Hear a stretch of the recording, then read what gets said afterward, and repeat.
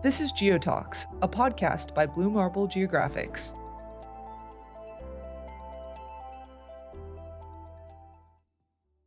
Andrea Celeste Curcio is a drone pilot and PhD student at the University of Cadiz in Spain. Her team has been working to revolutionize the analysis of plant species distribution in salt marshes by applying high-resolution, hyperspectral imaging systems on board drones. In our conversation, she explores how the research her team is performing in Cadiz Bay can be a model for assessing the impact of climate change for other salt marshes around the world. Welcome to GeoTalks. I'm Meg Scribner. And I'm Cynthia Miranda. This month, we're thrilled to have Andrea Celeste Curcio. Hello, Cynthia. Hello, Meg. Thank you so much for having me on the podcast. I'm really excited to be here and talking with you today. Andrea, we're super excited to have you join us. We're interested in your research on salt marshes in the Bay of Cadiz, and we would love to learn more from you today about salt marshes in general and what makes them so important. Thanks for your interest in learning more about salt marshes and what makes them so important. It's actually the information that I needed to get when I started working in this place, because I come from a mountain area in Italy and I've never seen a salt marsh until I landed here in Spain. So I have to gain some understanding. Salt marshes are vegetated coastal environments, and they stand in protected areas, mostly in middle to high latitudes. They represent these spaces between land and sea, presenting these smooth and gently sloping plains. These areas get flooded twice a day due to tidal action. Actually, they are intertidal ecosystems, which means that they are exposed during low tide and submerged in salty water during high tide. As you can imagine, this makes life pretty hard for the plants in the salt marsh. Indeed, they've had to develop the ability to handle high salt levels and periods of immersions in seawater. I think that all of this is what makes this environment so special and fascinating. Among the many ecosystem services that they provide, an important feature is their function as a hub for biodiversity. Think fish, birds, and other species living in the marshes. These places are breeding and feeding sites for them. Then another key aspect is that some marshes have an impressive ability to capture and store carbon dioxide over time. In fact, they can absorb 8 times more carbon than land forests and look up this carbon in the soil for centuries. One more outstanding feature is that these marshes act as defenders of the coast. And I think that this is very important because they're the protection against erosion from waves and currents. And they are the frontline defense during storms. In particular, the plants in the marshes are responsible for reducing wave impacts and keeping the system stable. They are trapping sediments and particles, building up the marsh over time.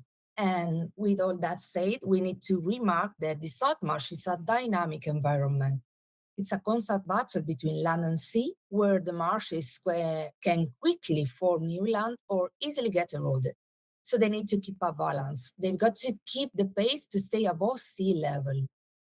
It's kind of crazy how these salt marshes are able to protect the coast from these hazards. And I think it's amazing that the salt marshes can store carbon for such extensive periods. And I'm wondering, why is this such an important trait of salt marshes? Well, you see, salt marshes are super good at storing this carbon for a really long time. And this is very important for fighting climate change.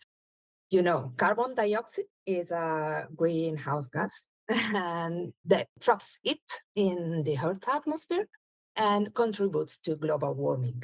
When we are able to store carbon, especially in natural places like forests, ocean, and wetlands, in these cases like salt marshes, we can help reduce the amount of this carbon dioxide in the atmosphere. And so we can help mitigating the effects of climate change.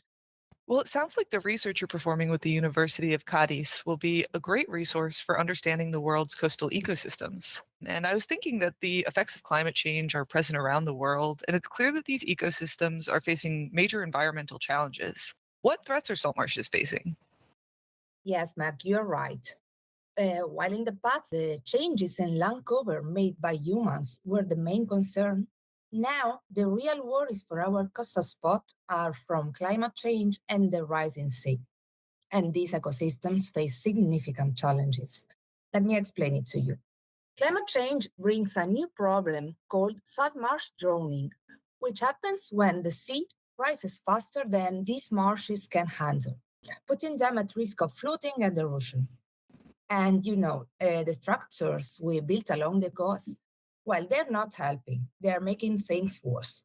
Indeed, when we build more city and things along the coast, it disturbs the balance of the salt marsh. And as a result, we end up losing habitats. The point is that back in the day, when the sea level went up, coastal areas, including salt marshes, moved inland. They were able to create new spots higher up, while the lower ones went underwater. But now, our buildings and barriers that we have along the coast often block this natural move, causing something called coastal squeeze. Then we have interventions with rivers and dams that alter the flow of silt and sand to the coast. They are retained during the path to the sea, making it harder for salt marshes and other coastal ecosystems to stay stable. Another problem is the pollution from farms and cities, which impacts water quality and the species living there. We know that dealing with all these issues is challenging, but it's super important if we want to keep our coastal areas healthy and strong. We cannot afford to lose more of this coastal ecosystem because it would expose more people to coastal hazards. Well, then it's great that you guys are performing this research. So, the iBESBLUE project is an exciting initiative. It's the intertidal biogeomorphic ecosystem services focused on blue carbon storage and resilience to sea level rise in Cadiz Bay. It's a bit of a mouthful, so I was wondering if you could tell our listeners what this means. Okay. Yes, this is a project with a very large name. It includes all the aims of this project because, well, we have intertidal biogeomorphic ecosystem, which means that we are working with all the biological and physical features that we have in an intertidal ecosystem. Andrea, what were the specific goals for this research project? As we mentioned before, in salt marsh ecosystems, there are specialized plants, and where they grow depends on how high or low they are in the tidal range, okay? Even a small change in elevation can mean a different plant species, and this would affect the health and equilibrium of the salt marsh. So we are creating detailed databases for things like topography, plant distribution, and vegetation productivity. This will help people who manage these ecosystems to take care of these places better. What's great about using drones is that we can fly them over and over, compare the results, and see how things change over time and space. And based on our research, we can affirm that drones can handle studying these complex places because we can get accurate geospatial information, which in general is very challenging in these environments. I'd like to share with you that the first time I saw a salt marsh from above, I was really amazed because what I saw, it looked like a complex network of veins, kind of like our body system carrying nutrients. And that's exactly what a salt marsh does. These tidal channels guide water all around, bringing nutrients to keep the whole ecosystem going.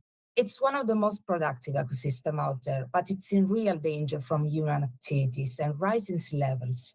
So, that's why I'm very happy with this research because we can offer new ways to understand and help in a practical manner these salt marshes survive. All this work is just so impressive, Andrea. So, if I understand correctly, the data collection process was crafted to differentiate between plant species in salt marshes with a much higher level of precision. So, tell me, why did your research team choose UAV hyperspectral remote sensing and global mapper for the processing of the data? Well, to recap, In a submarsh, you often see clear patterns of zonation, basically where different types of plants grow based on how much they get flooded and how salty the soil is. But to really understand how these plants are distributed, their changes over time, and their response to climate change, we still need more understanding. We firstly need to map them, but some species can look similar to each other, and field identification can be challenging. We need the help of some techniques that allow us to discriminate them and to do so across a sufficiently large area to be representative of the system. Drones are perfect for mapping and monitoring this ecosystem because they can be equipped with different sensors and detect information remotely. Flying at a lower height with respect to satellites or planes, they give us the right spatial resolution to see the details in the marsh. Then, when coupled with hyperspectral sensor, they basically allow us to identify the specific submarshes plants based on their unique spectral shape, which is generated by their interaction with the light. I love hearing about this technology. Can you tell our listeners a little more about hyperspectral imaging? Absolutely. Hyperspectral imaging is a technique that captures a large number of fine spectral bandwidths, giving a continuous spectrum of the materials and enabling the identification of specific characteristic of the object. This uniquely identifies the material, and it's essentially its fingerprint. So, even though these plants can look similar to each other to our eye, the drone-based hyperspectral technology is powerful because it combines the high spatial resolution with the ability to detect differences related to the internal structure of the plant, water content, and other features that are not visible to human eyes.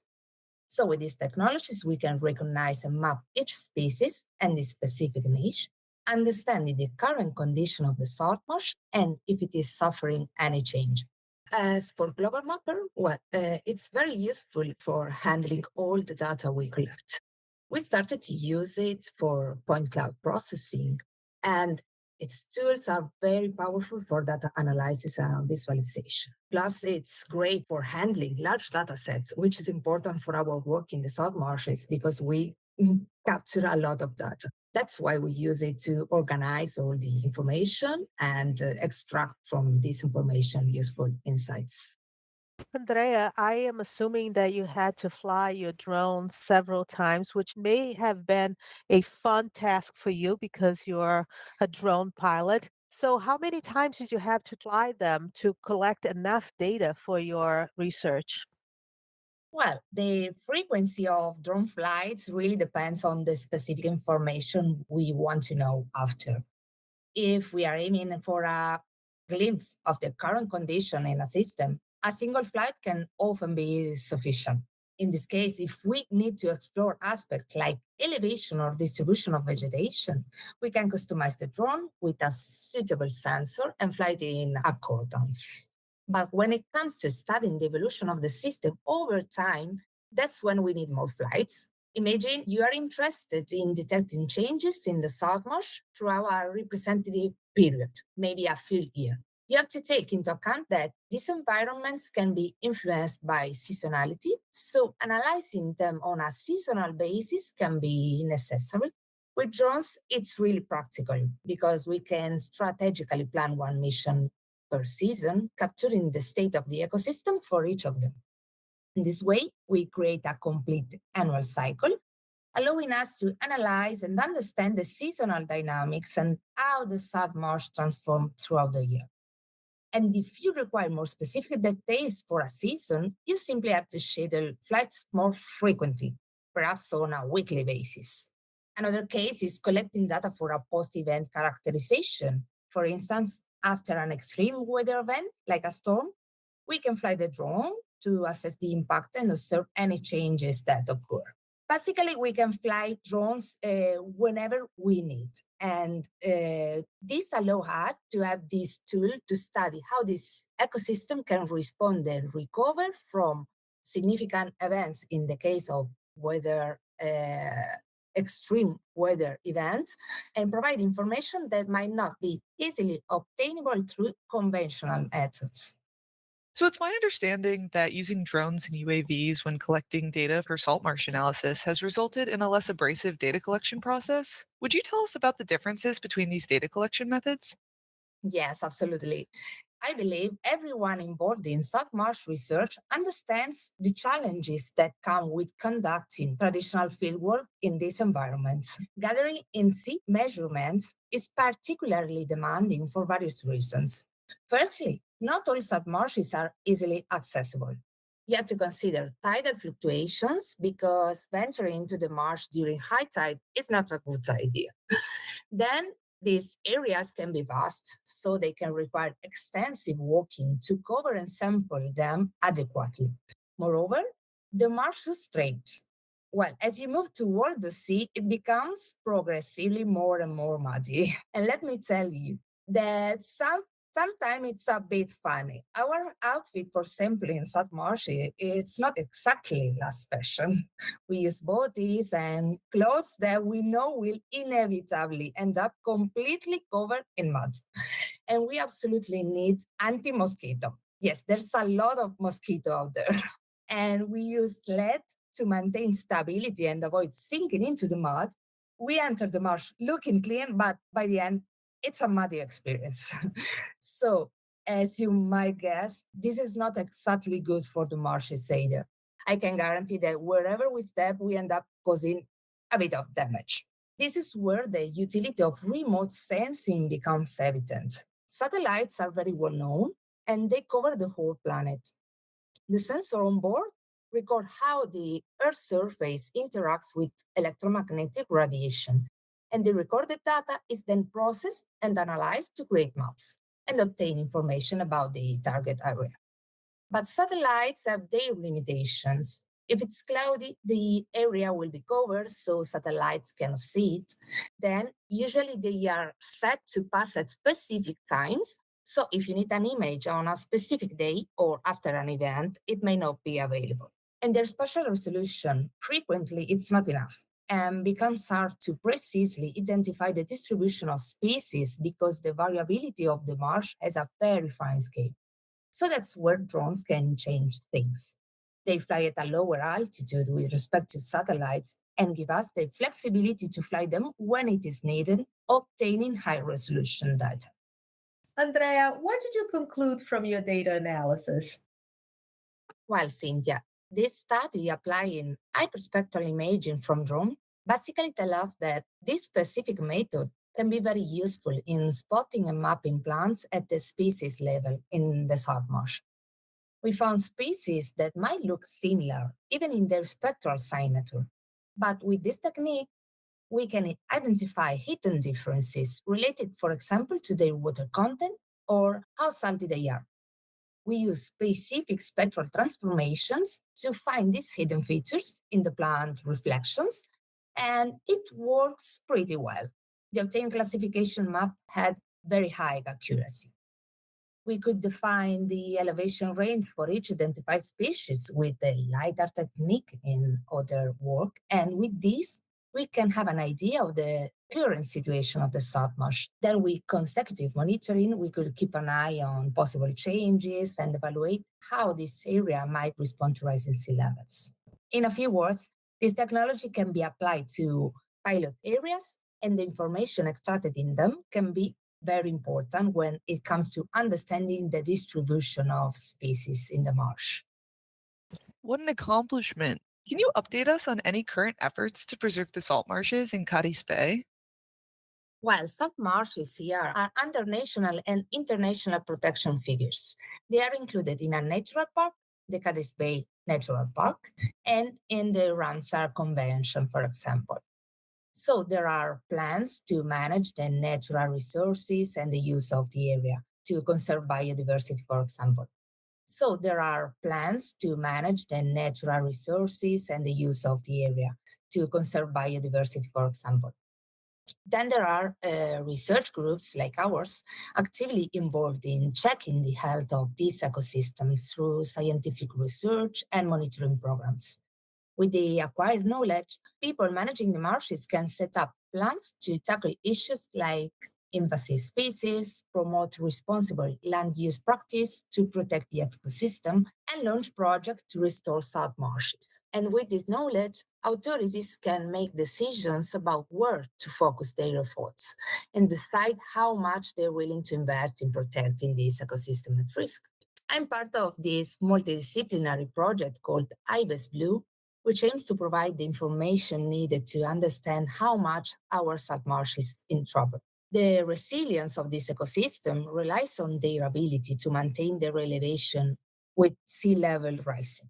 And this capacity depends on the inputs of sediments, but also on the presence of vegetation to retain and fix these sediments and organic carbon. The data from my research is super important for this project because it provides knowledge to try to answer questions like whether our salt marshes are drowning or are able to survive. We are developing accurate elevation models for the intertidal area and other databases that will serve for predictive models for the evaluation of the potential fate of this ecosystem under different climate change scenarios. Cadiz Bay tends to be a model system. We are confident that the results of the iBESBLUE project will provide the basis for understanding the functioning of other temperate salt marshes ecosystem in the world. Anyway, if you want to know more, they share updates about the project on various platforms like Instagram, LinkedIn, Twitter, and Facebook, and they also have their website. However, scientific exploration like ours extend beyond Cadiz Bay because each region worldwide usually looks into its own local problems and study the dynamic of its marshes. But the crucial aspect lies in the exchange of ideas with other countries to improve the current knowledge and the possibility of managing and conserving this ecosystem better. Andrea, it has been just so much fun talking to you today. If our listeners want to learn more, where can they find your work or more information on salt marshes? Okay, you can check out my LinkedIn and ResearchGate profiles, for example. On my LinkedIn profile, you'll find a recent video presenting my investigation in 3 minutes. It was for a contest promoted by the Deputation of Cadiz and the European University of the Sea. Actually, you can find the clip on the CU channel on YouTube too. The idea was to focus the attention on the area of Cadiz, showing how important it is and talk about the research happening there. We made the video to spread the word about how awesome salt marshes are, show off the drone monitoring we're doing, and get everyone thinking globally about taking care of our ecosystem. Anyway, you can find our research by searching on search engines like Google Scholar or platforms that provide access to large bibliographic database of scientific publications like Web of Science or ScienceDirect. We are big fans of open access, so our result can be easily accessible to everyone without any barriers. We want that our findings are out there for everyone. And I also want to mention, I give a big thanks to them, to the awesome drone service of the University of Cadiz. And none of this research will be possible without them. So if you want to see all the cool equipment we use and all the projects we are part of, from research to dissemination activities, you can visit the website and check the updates on Twitter and Instagram too. We want to thank Andrea for joining us on the podcast today and for teaching us about the work her team is doing to protect coastal salt marshes. If you want to learn more about the innovative geospatial work of other professionals, tune into next month's episode. We also want to know what you're working on. So if you enjoyed this episode and have a project that you'd like to share with us on GEOTalks, you can email marketing@bluemarblegeo.com.